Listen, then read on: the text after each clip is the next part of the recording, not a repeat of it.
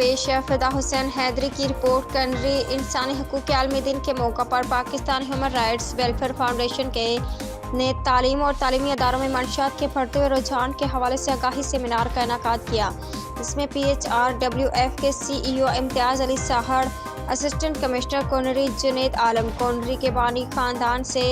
ज़िला सदर PHRWF अब्दुल गनी हाली पोटो, काजी मोहम्मद सादिक मोमन, डॉक्टर मुबारक दर्स, सूफी नज़र अली सोमरू, पीर गुलाम रसूल शाह जैलानी, पीर सैयद जुनैद शाह जैलानी व दीगर की भरपूर शिरकत। अलावा अदबी, सहाफ़ी और सिविल सोसाइटी के मुअज़्ज़िज़ीन ने शिरकत की।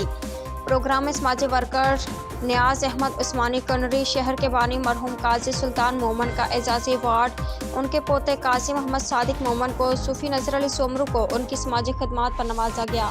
जिसकी जानिब से गुज़श्ता 26 सालों से हर साल मुफ्त आई कैंप लगाकर हज़ारों मरीजों को